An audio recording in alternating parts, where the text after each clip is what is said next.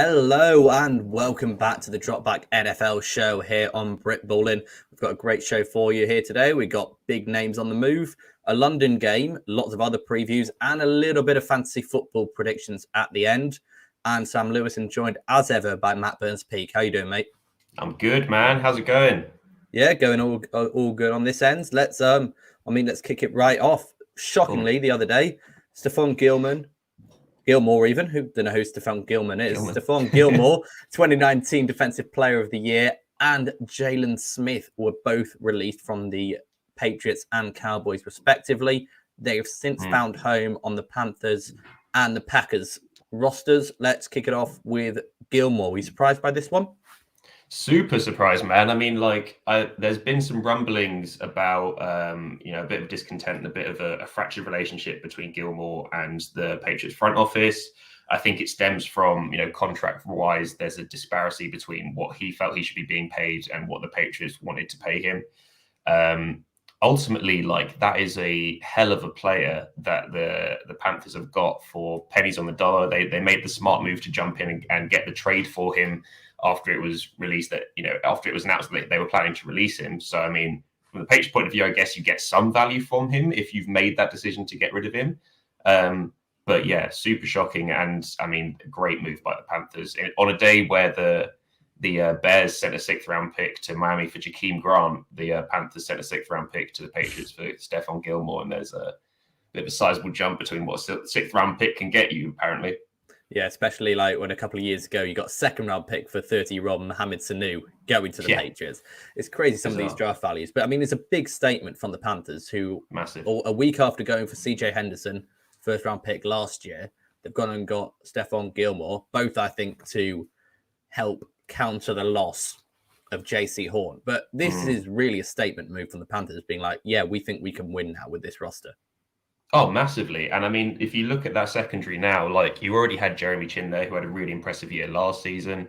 Like I said, trading for CJ Henderson, he was a really intriguing player last season. I think, from my point of view, I felt like the Jaguars gave up on him really early, especially at a position where it's difficult to transition. I think he showed enough promise that you would want to keep him around, but, great move for the Panthers to grab him. And then you complement that with Stefan Gilmore, who, I mean, everyone knows what Stefan Gilmore's about in terms of his bump and run ability, his man-to-man coverage. I think he's going to slot in so well in that secondary and give them a different dimension now.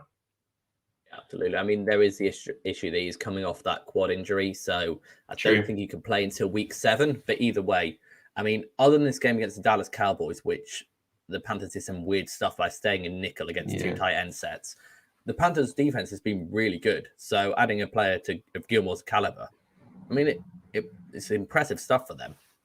Absolutely. And I think as well, not just on the defensive side of the ball, but as a roster, that's quite a young roster that have, sort of jumped into win now mode with this move. And like I said, they've played really well this season, both offensively and defensively. And I mean, maybe this season is a bit early to start talking about them as contenders and stuff. But I mean, when you look at the talent that they're going to retain and bring back next year, if they can keep those corners and you've got a starting 3-corner nickel hybrid of, Horn, Gilmore and Henderson with Chin on the back end, that is an elite group. And then if you can keep adding talent around Sam Darnold, who's started to really show and deliver on the promise that he has, I mean, the Panthers are a team that are going places, I feel.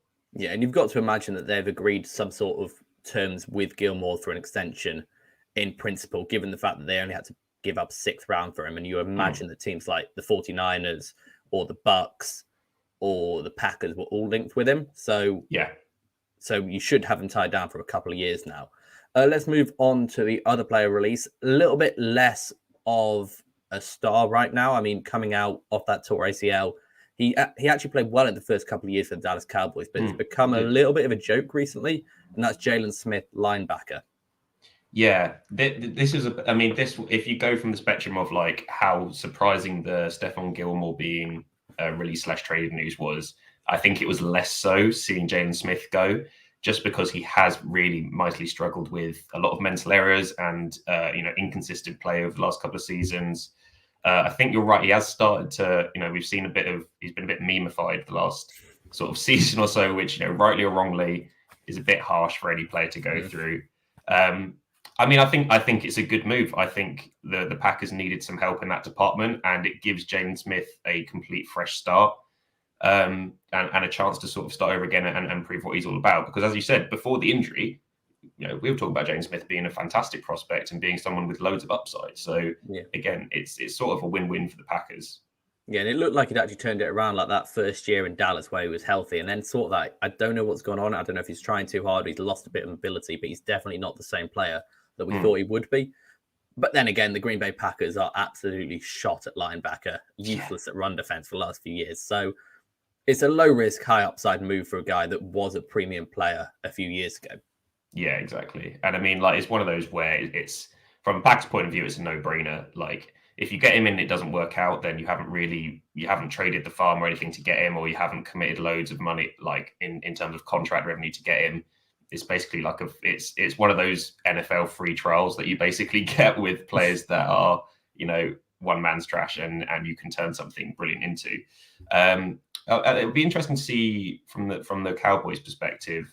I think that, within the fan base, there's been a lot of division about this move, in terms of some people being like, "Oh, thank God he's gone," and some people being like, "There is still a player in there that I think needed development rather than being completely sold down the line."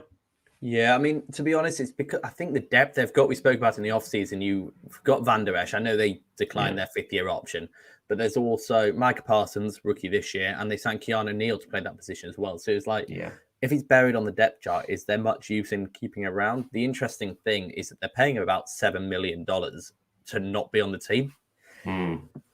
Which always shocked me into a sneeze, that.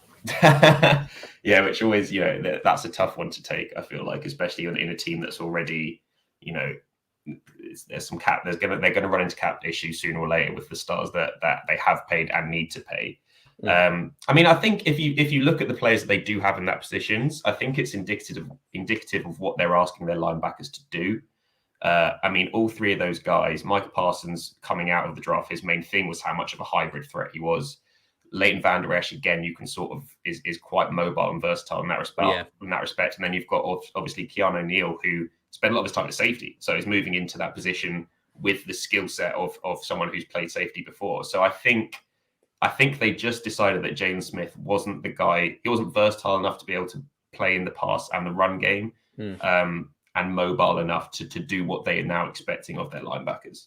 Yeah, I think you're absolutely bang on there, because it's that Seattle scheme that we see ask a lot for their middle linebackers. You look at what Bobby Wagner can do as an athletic freak in KJ Wright when he was there in the prime. You need someone that can, when they realize it's play action, to roll out, because teams are attacking those with deep overs off play action. And if Jalen Smith has lost a bit of that side-to-side ability that made him special in college, then can he really fulfill that function? Yeah. Exactly. And that's why I think him landing in Green Bay is such a good opportunity for him as well, because as you said, they have really struggled with run support as their main sort of issue at the moment. So you can basically let James Smith go and do what he's good at, which is, be hard to move in the run game and come down and make plays with the ball without having to really ask him to do too much of the dropping back into coverage and, reacting off of play action and things like that. Yeah, especially when they're playing this too high scheme that seems to be like, you either play the too high scheme now or you play the Pete Carroll scheme. Yeah. And that asks a lot more of the safeties. Like the linebackers are much more read where the run's going and react off the D line than the overs of the safeties to crack down on. Yeah, I mean, honestly, I think again, it's the best solution for all parties. I mean, I guess from the Cowboys' point of view, yeah, you've got to swallow that $7 million that you're paying him this season to play for someone else, which it never feels good. But also, if you feel like it was reaching a point where you get a discontent player in the locker room and what that can do to a team, then you get rid of him. And from the Packers, feels a need, let him play and lets him play how he can play to his best. Yep, absolutely. All right, shall we move on to the Thursday night game preview? That features the Rams coming off a loss, heading to Seattle, who beat divisional rivals San Francisco 49ers last week. The Rams are 2.5-point favorites here. What are you looking forward to seeing in this matchup? I mean, I feel like it's one of those which could be poised to be a bit of a high scorer in terms of, you look at the two offenses, and the way that they've played of late. Seattle Yes, Russell Wilson struggles to play over the middle. Yes, it hasn't quite synced how we thought it might, but they're definitely starting to find a groove there. I think for me, the main takeaway is, and the Rams coming off that loss and how they're going to react to it. Yeah, because I don't think the defense played especially badly last week. It's just they got burnt a bit by Kyler Magic. It was the offense that was the issue. Matt Stafford looked a bit out of sync with his receivers, which was surprising, especially Cooper Kupp, who seems to have that wavelength with. Maybe Cooper Kupp just has a wavelength with everyone because he had it with Goff as well. Maybe he's just an elite. Maybe he's just a really good receiver. Yeah. Surprisingly tall 6'2" receiver that makes no sense. But yeah, I fully expect the Rams offense to bounce back. The thing is, though, this Seahawks defense has sort of been revamped a little bit because they see this wide zone offense like 4 times a year. They play this new bear front, which is like, right, we're going to fill up every gap and make you do different things. And it worked against San Francisco, but I don't think it's going to work as well against the Rams. I think they're a lot more prolific in the passing game than San Francisco is, especially with Trey Lance making his debut. Yeah, that's the thing. Basically, I mean, the Rams offense is basically like the 49ers offense, but like times 10 in terms of like explosiveness and quarterback talent. So from that respect, the Seahawks, to their credit, did a great job of dealing with the 49ers last week, but it's going to be a much sterner test this week. And I mean, I think it was a good point that you made about the Rams defense. Like, it didn't play that badly, but the quarterback that tore them apart, Kyler Murray, is from the Russell Wilson mold of scrambly quarterback making things happen, which could lend itself to, in that respect, maybe the Seahawks have got a bit of a chance if we can see a bit of Russell Wilson of old coming out. Yeah, I don't see Russell Wilson as slippery as Kyler Murray is. He's a lot more jukier in the open field than Wilson. But, I mean, the issue is with the Seattle team is that the offense is having to play so well to sustain the defense. That it's a similar issue at the beginning of last season. It's like, how long can you continue to execute at really high levels? And then when you miss opportunities, they can't really afford to do that. And that's what cost them against Tennessee and Minnesota. So I'm not sold by the Seattle team. I mean, I know we make fun of Russell Wilson not being able to throw over the middle, but he's still accurate on the outside. And when he does, his issue is that he just doesn't really throw with incredible anticipation. But when you've got guys that can win one-on-one, like Lockett and Metcalf, you don't necessarily need to. Yeah, it doesn't need to be a perfect ball, right? So in this matchup, I think I'm probably going to go with the Rams, and I would take the points there as well. Definitely, I think they'll cover that, even though it's in Seattle on a short week.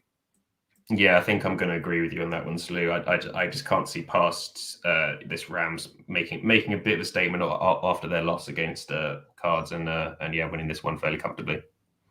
Fantastic. So let's move on to the return of the NFL International Series at Tottenham Hotspur Stadium.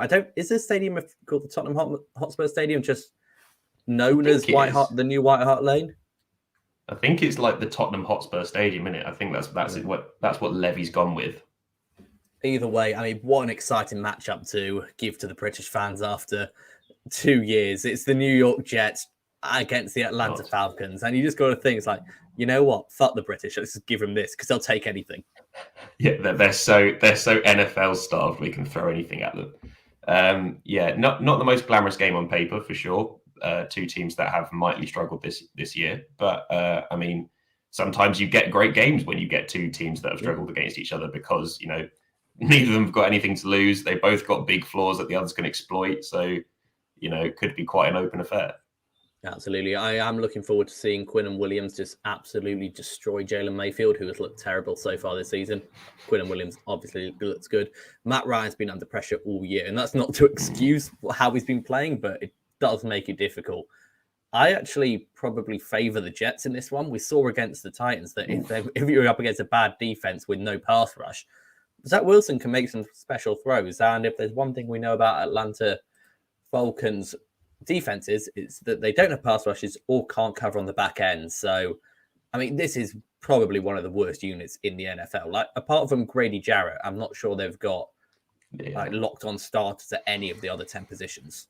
Yeah, it's a tough time to be a Falcons fan right now, especially the way they play on defense. I mean, I still can't really compute in my head what happened with the Jets last weekend with the Titans. So I'm still not 100% sold. I liked some of the things that Zach Wilson did 100%. I think it was a great step for him. I'm still not 100% sold that he is able to, at a high level, produce. But I mean, what a game to put a 2-game streak together. You couldn't ask for a better opponent to come up against. No, and do you want me to tell you something that may change? I'd love to. May change your mind. Mm-hmm. So, Falcons wide receiver Calvin Ridley will not make the trip for London. He's been ruled out with a personal issue. Ooh. So, I mean, we'll talk about it later. But if you're in a PPR league, just get Pitts in your team because he's the only one that's going to be a consistent target this game. About bloody time. If you are also a fellow Pitts owner out there, then you'll know the frustration that has been the start of the season. Yeah, absolutely. I've just made a trade with Joe, who's not here today, but I've received Tyler Lockett and Zeke Elliott in exchange for Saquon Barkley, Cortland Sutton, and Rashad Bateman. So fair, pleased with not that. Bad. Yeah, pretty strong. I don't know why Joe keeps doing this. Well, but you've left me on red. Oh, you rejected it. No, I rejected it. It was terrible. I don't want Mike Davis. I did the old trick with Joe. It's like, let's just add Rashad Bateman on the end, so it's 3v2.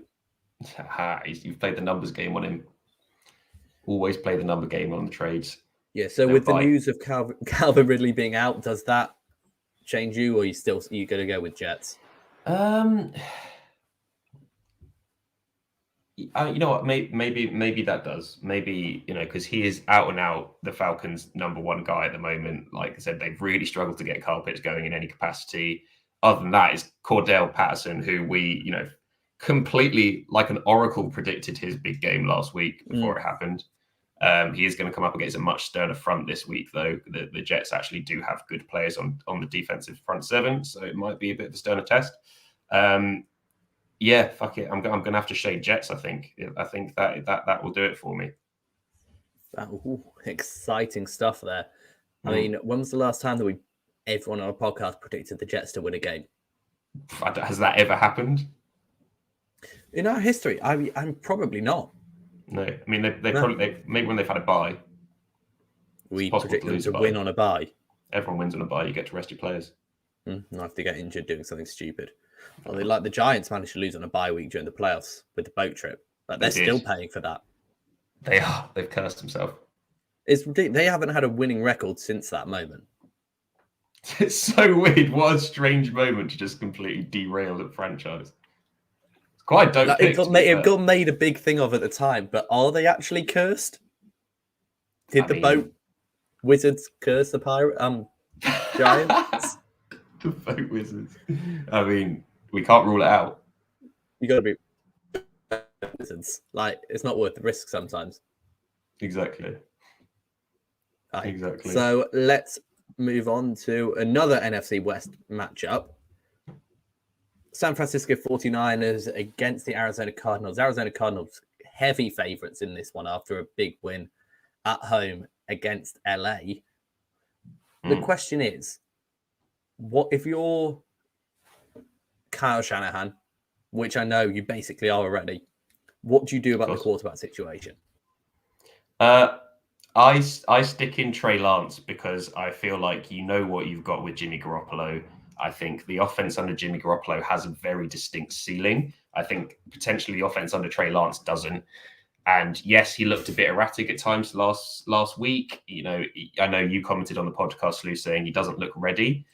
But I think, honestly, you can get enough out of him by tailoring things a bit more to his skill set that, the fact his act actually isn't there yet, you can make up for in other ways that you can't do with a Jimmy Garoppolo. So I would go all in on Trey Lance and give him the reins. Yeah, I would be inclined to agree with you there. I know I said it didn't look ready, but we know what we've got with Garoppolo now. We've been saying it all season. Like, there's enough, I think, of a splash with Lance that you can create, like the stuff on the ground. It just be, I don't think they will. I think they'll go with Garoppolo if he's healthy. Yeah. But, I mean, it's hard, isn't it? Because Kyle Shanahan isn't at any risk of being fired despite only having one winning season. But you do seriously limit yourself when you've got Garoppolo there. It's weird, isn't it? Because, like, Shanahan is like one of these guys, like Chris Ballard. who almost gets like universal praise for what they do. And you've got to ask yourself, like, is Shanahan a better OC than he is a head coach? Is he like the best OC we've seen, but he's just like some of the personnel decisions he makes are just strange. That is true, yeah. And I think he'll go with Garoppolo because Garoppolo is very much the safe choice in this. Like I said, you know what you've got. I think from an OC standpoint, I think if he was just an OC, by the way, then he would be hammering for Trey Lance because it gives you way more options, like to be creative and expand the playbook. I think the fact that he's also the head coach, it's the added security blanket of having a known quantity at quarterback, which is going to lead him to stick with Garoppolo. Yeah, 100%, absolutely. What would you do? You'd go with Trey Lance? I'd go with Lance. I'd go pedal to the metal, accept the fact you're going to get aspects of his game that aren't NFL ready yet. But I think that he offers so much in different ways that it elevates the team overall more than Garoppolo does. Yeah. Absolutely. All right, so let's talk about this Arizona Cardinals team who was so impressive last week. Let's start with the defense first because I'm really not sure what to make of it. Like, they shut down a Rams team that's looked like a juggernaut so far. But then you go back and watch it, it's a lot of missed throws. You've got to give question how much credit do they deserve. Like, obviously, you get credit for beating someone, but how much of it was the Rams just not connecting? Yeah, it was a weird one. It's a weird one in that respect because I think there were some good individual performances on the Cards side of the ball. Byron Murphy, I thought had a very good game, for example. And I do think that it was important for the Cards, whether it was more by luck than anything they did in particular, but to get that win and from the defense to stop a top tier offense. I think for a young unit, that's going to be massive in how it develops their confidence and what they can take from that momentum. So yeah, I mean, I was very impressed with the defense. I think, yeah, like I said, it wasn't all their own doing. There were definitely some hiccups from the Rams that helped, but I think player for player, they stepped up, and that's probably the most complete performance we've seen from that unit this season. Yeah.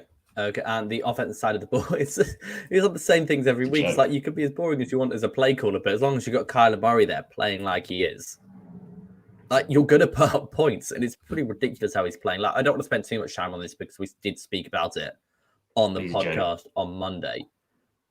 But I struggle to see how the back end of this 49ers defense, if we're looking at it from a matchup perspective, is going to be able to hang with the Cardinals receivers for long enough while Murray does his magic acts.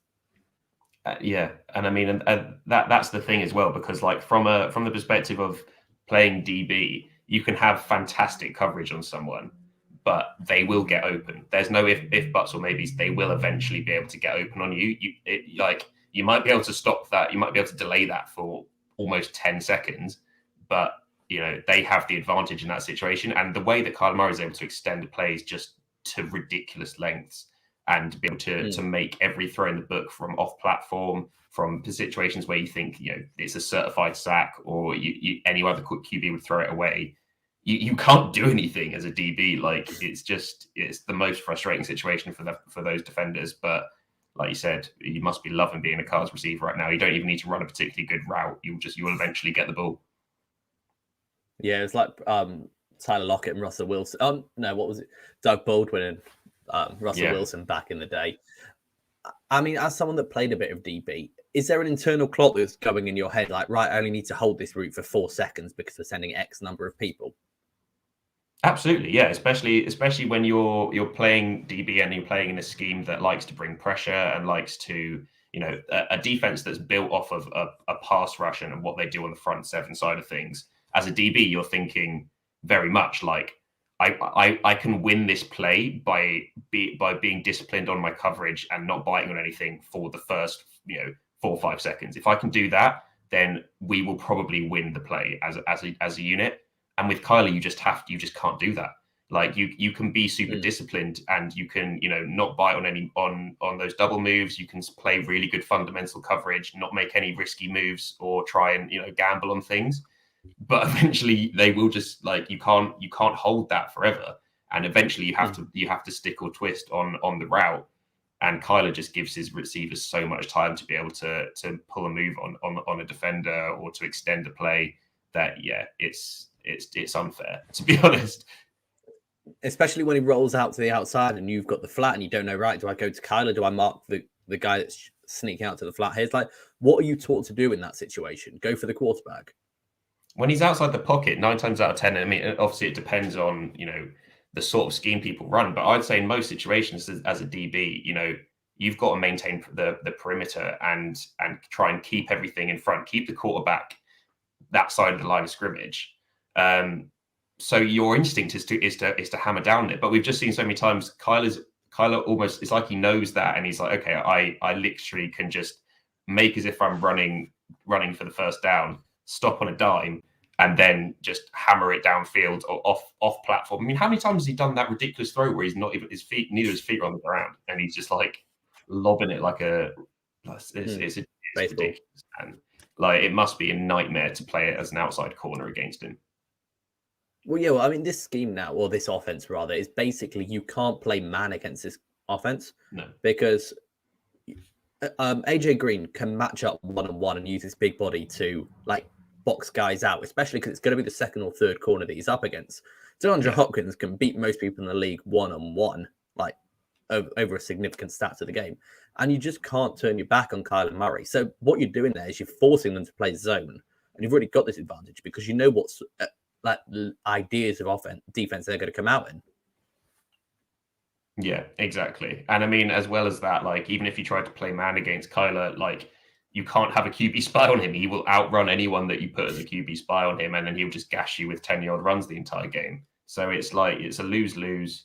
Like you said, it's basically forces teams to adapt and try and play shallow zones or completely go a different direction with a 3 deep. And then, Kyler's got the perfect weapons in terms of, his ability to play over the middle and to make tough throws, sort of with anticipation in the middle of the field, sort of in that range between, not quite deep, but between the linebackers and the safeties, where again, the Cardinals are fully capable of killing you like that as well. So they've built, and I mean, they've built, Kyler has built this offense that is basically almost impossible to stop.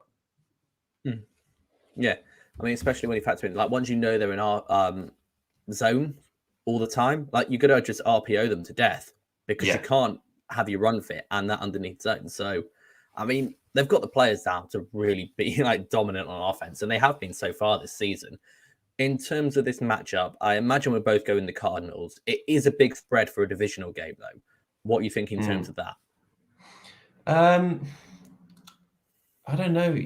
I don't think it will be close unless they've managed to game plan something significant, having watched 4 weeks of Kyler Murray in the Cardinals offense to be able to deal with it. But as we've just said, there's no clear way to be able to give them any problems on the offensive front. It would take Kyler Murray to have a very bad game, a very un-Kyler Murray game, to be able to have a chance against this offense. So I don't think it's going to be close. If I'm honest, I can see this being like another statement win for the Cards, and one that they win by maybe 10, 14 points. Yeah, absolutely. I mean, and there's also the issue, the fact that the 49ers offense itself just hasn't been firing on all cylinders. Like maybe a couple of years ago when it's prime 49ers, you're right. All right, maybe they can hang. But if the Cardinals start rolling, I can't see the 49ers scoring enough points to be in this game. Yeah, exactly. Yeah. I mean, that's the other side of this as well. Like, it's just, they won't have the firepower to hang with the Cardinals in the way the teams match up currently. I think, Daniel Corbett with the comment there. I agree, Dan. I think it's going to be a fairly convincing win for the Cardinals. Absolutely. Okay, so that brings us to our final game of the season. Oh, that went quick. Of the week. The Buffalo Bills, who look back on track against the Kansas City Chiefs, who are favorite at home, as they always should be. What do you see happening in this one? Or like, what are you looking out for? I'm just going to look out for the absolute deluge of touchdowns that I feel we're going to see with this game, because, I mean, both of these teams, the Bills offense has clicked into another dimension as well. I mean, obviously Houston wasn't the most difficult opponent, but if you 40-0 anyone, that is a huge statement. Terrible matches. I wish I had Kyler's ability, and I'm basically his height. I'm God sure bless that's a us good all part, differently. I'm sure that's the only thing. Yeah. Yeah, I mean, I just see this being an absolute barrel of points. Both offenses are massively clicking, and we've already spoken at length about what that Chiefs defense looks like at the moment. And the Bills defense is this team's Achilles heel, along with the run game, in terms of, doesn't have a huge amount of star power, is susceptible to getting scored on as well. I feel like we could see a sort of 35 to 38 sort of game, in that sort of ballpark in terms of points. Yeah, I've actually been low-key sort of impressed with this Bills defense, especially the pass rush, which we said in the preview for the season was something that was going to have to step up. And they still don't have that dominant guy, but they've been having those nice guys like rotating in and doing enough to sort of give them a semblance of a pass rush. Like, they haven't been dominant, but they've been good enough, I think. At least certainly better than what the Bills defense has been in the last couple of years. But yeah, for both of these teams, it's all about the offenses. Yeah, definitely. And I mean, we were worried week 1 and 2. Yeah, exactly. I was going to say, to your point with the Bills defense as well, like with that pass rush has been very surprising. Usually you do need one or two standout guys. We said at the start of the season, you can't really do it by committee with pass rush. It just doesn't really work that way. But they completely slapped us in the face, to be honest, because it has worked well. I mean, they've had the luxury of playing some pretty terrible O-lines. Like they basically bullied the Dolphins for 60 minutes, which was not enjoyable at all. And I think that early season, that is becoming a very standard thing at the moment. But I think that early season success has started to really galvanize that group, and we're starting to see really good play out of people that we didn't expect had that level. But I mean, like as you said, both these teams are offensive powerhouses. That's where the skill guys are. That's where the bulk of the talent is. And it's rare to see two offenses clicking as much as they are right now as well. Like, both of them just look tremendous. Yeah, if you were to pick one sort of come out on top in a neutral location, who are you leaning with right now?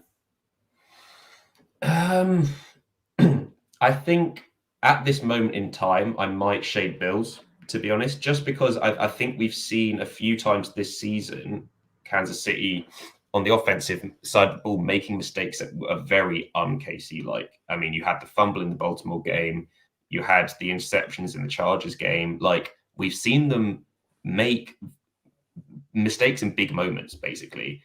I mean, obviously they had a nice get-right game against the Eagles, but I mean, we can talk about how that was a favorable matchup on the back end as well. But I think maybe we'll spare your feelings, Slew. I just feel like the Bills started the season quite slowly on offense and have really sort of put the chemistry together. And they've even managed to find a semblance of a run game, which was their biggest issue. They've started to sort of put that right as well.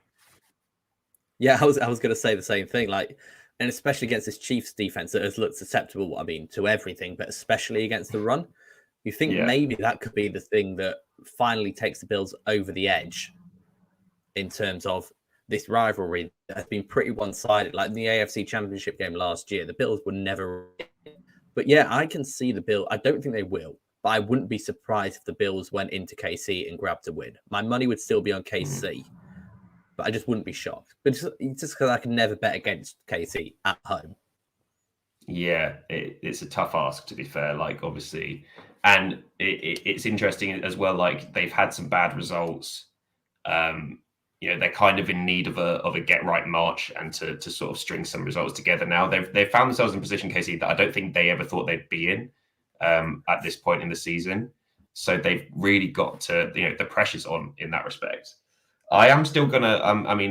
I'm gonna go Bills here, and it feels wrong on so many levels because I'm not a big fan of the Bills. Do you have, with every prediction, do you have to bring your rival with the Bills or any AFC East team into it? Is that just part of who you are at this point? Whenever we speak about AFC East teams, unlike that person at Hippodrome on Sunday who seemed to absolutely love all other AFC East teams, still rattled about that, to be honest. Ridiculous. I know.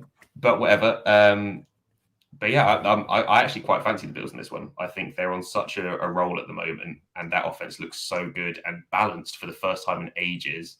The Chiefs' defense is in a hole, and I think that's going to cost them.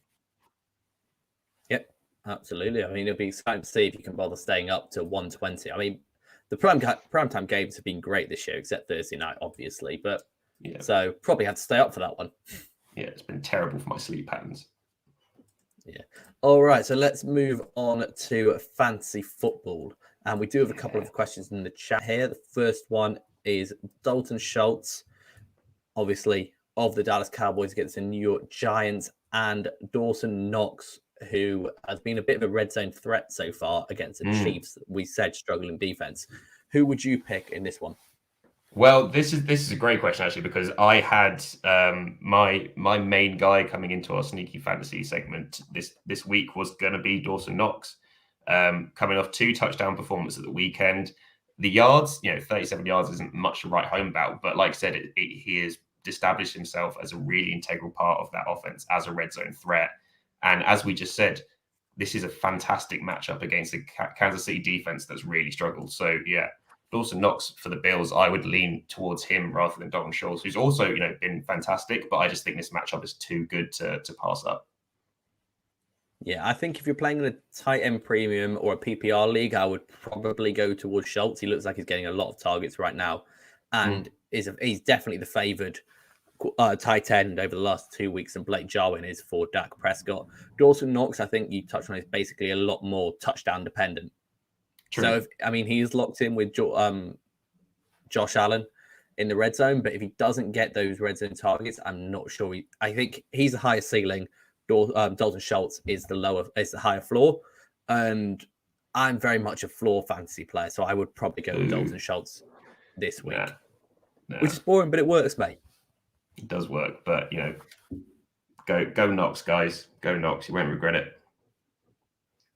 Yeah. All right, we've got a couple of fun questions before we get into our sneaky picks. Let's go quick fire. DJ Jones, Daniel Jones, or Ryan Tannehill? I would go with Jones in here, just because I think it's going to be a high-scoring game against the Cowboys. They're going to be chasing the game, and he gets those rush yards as well. Sneaky fast.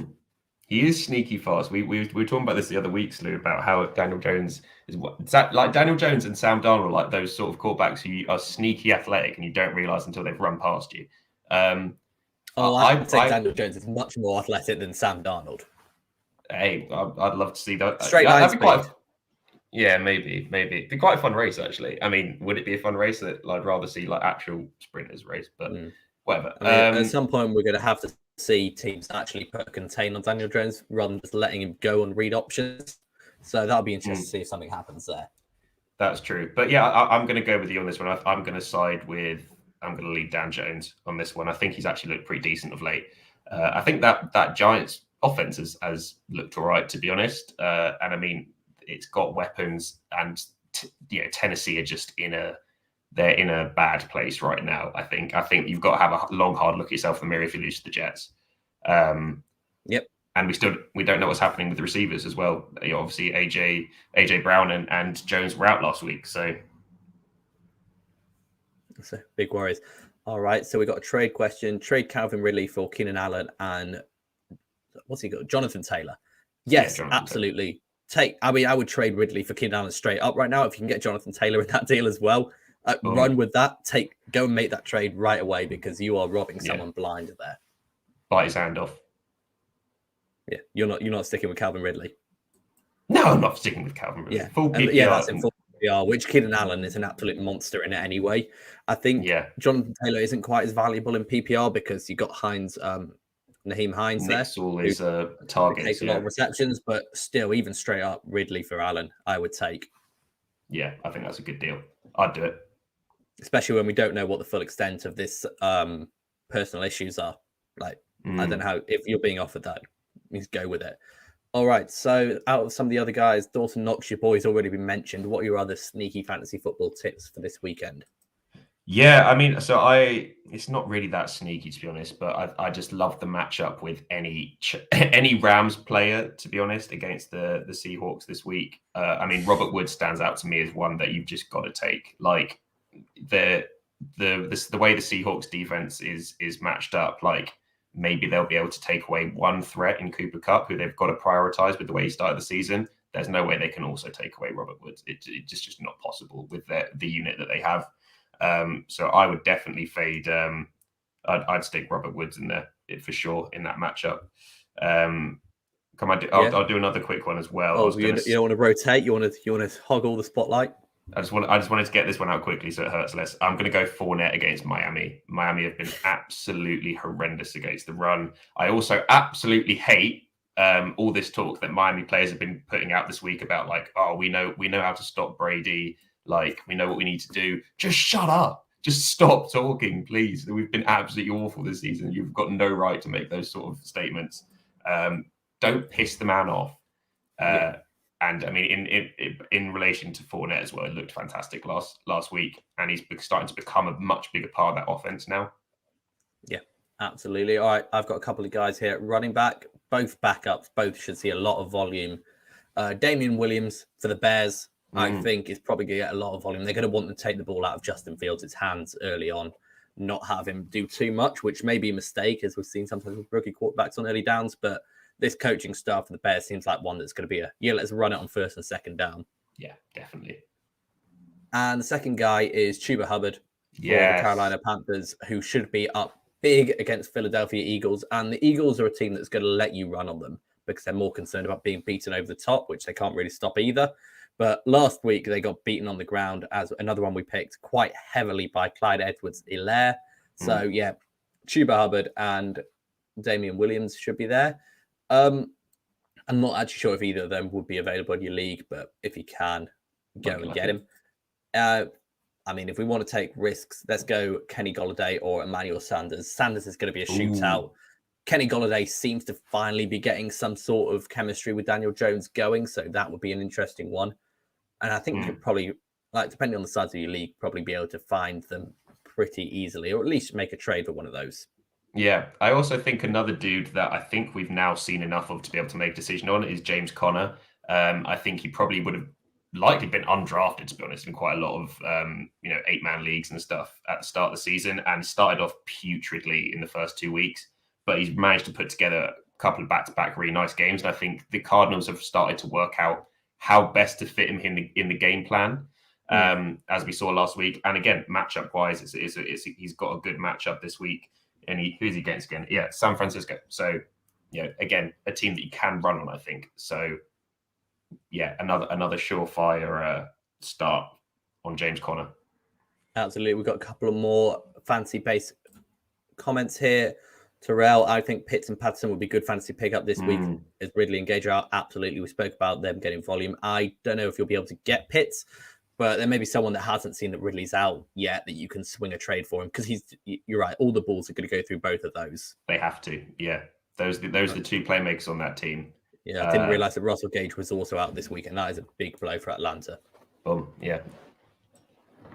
All right, let's have a look at another questions. Half-point PPR here. Who do you pick in the flex? Antonio Gibson, Damian Harris, or Kareem Hunt? I think it's probably between Hunt and Gibson. I would probably lean Hunt. I think he's going to get more Hunt, because they've got JD McKissick in Washington, who gets a lot of the passing touches. So I would probably go Hunt. Especially Hunt had a huge game last week as well. Yeah.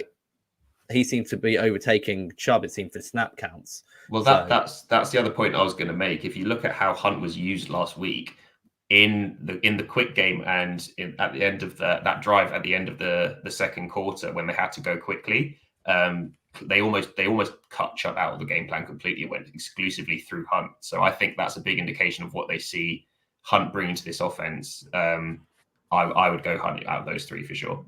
All right, and the wide receiver position, Cordell Patterson or Deontay Johnson. I mean, they both get a ton of targets. I think you've actually got more chance of getting forward yards with Cordell Patterson instead of just catches for 0 yards.